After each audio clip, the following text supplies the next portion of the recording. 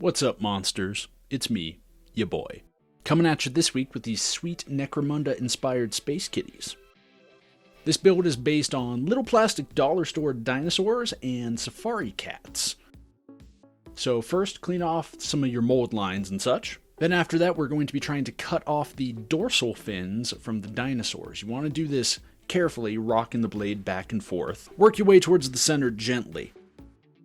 You want to try to keep as much of this intact as possible because that way you've got more fin that you can utilize on the cats. The cats are going to end up using two separate sections, one for a back fin and another section for a head fin. Here you can see they're all separated, and I'm doing some test fitting, finding out what I want to cut off and how I want to angle these to put on the cats. Here you can see I'm also fitting the head fin, snipping a little bit of that off. Now that that's separated, I started cutting out the dorsal fin. Now I should have done this from the top down instead of the bottom up because sanding this plastic was really difficult. I did that on future ones. Cut off the heads of the dinosaur and then also the cat. Get those mounted, ready to go. Here's me sanding down the fin like I mentioned. That wound up being a lot more of a pain than I had hoped, so like I said, cut from the top down for the other fins. And here's the first kitty ready to go.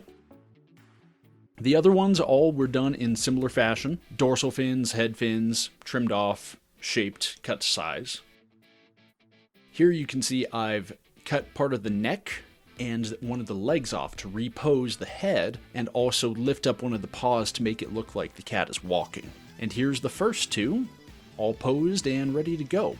This one I did a bit more intensive work on. He's going to be in a nice jumping action pose, so I chopped off the legs, trying to make sure and keep all of the muscle intact on the legs. Cut a divot in the leg to repose it. Hold that tight after super glue. And here you can see all the pieces that this guy was cut into, and then him reassembled in a much more dynamic pose, but with these big old gaps all over the place. And here's the cats ready for their first run.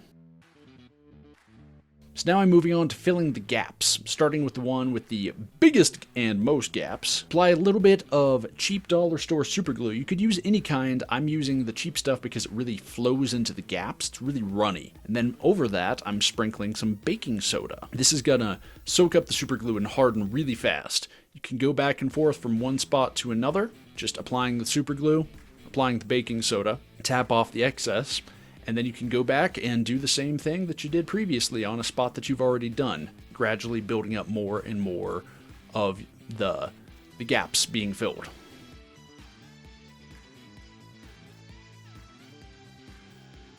Did the same thing to all the other kitties, filling in gaps anywhere that I reposed, heads, fins, and here's all of them ready to go. And another action shot. After that, the next step is going to be sanding them down.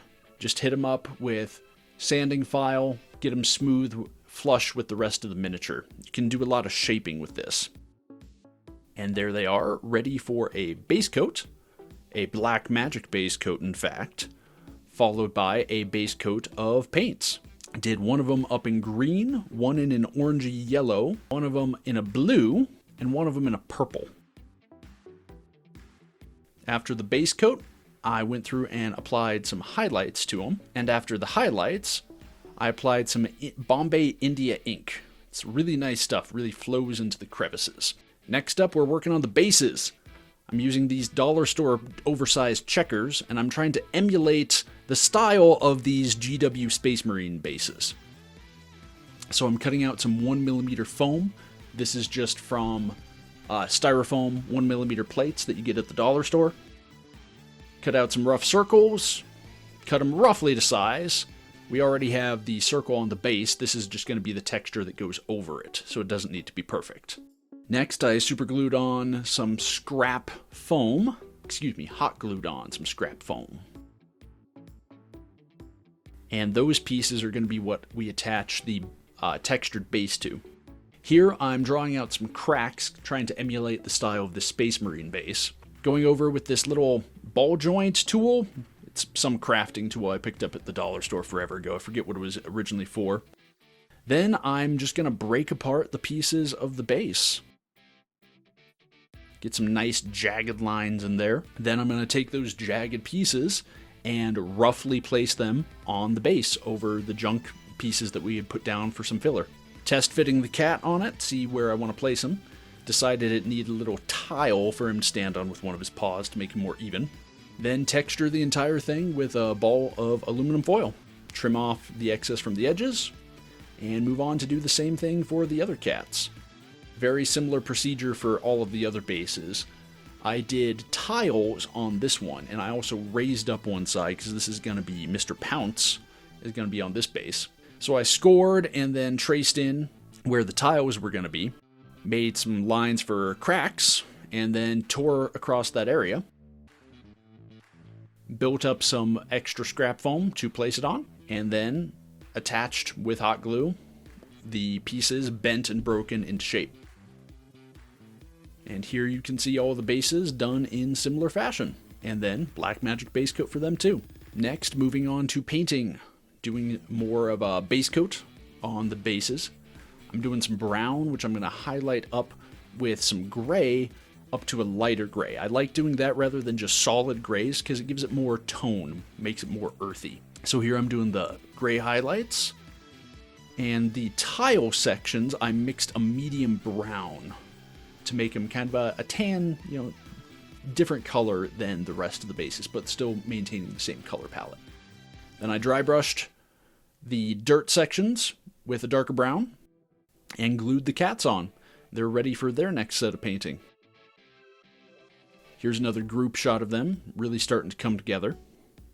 Then I did the fins. A couple of them had the same color as their body. A couple of the fins were contrasting colors, like you can see on these two here. I went through and applied some orange on the eyes. This is going to be a base coat that I'm going to put yellow over, because yellow by itself is a real pain. Then I did a yellow India ink actually before doing the paint. That helped get some yellow in the recesses and really bring up the orange a little bit. Then I applied a bone color to the teeth. After that, I applied the yellow directly onto the eyes, bringing it up to the color that I wanted. After doing the yellow on the eyes, I went through and painted slits for pupils with a black. Just nice, solid black, really striking against the yellow. Make the eyes pop. While I had the black out, I decided to touch up the bases, go around the outside ring, because I'm not a heathen.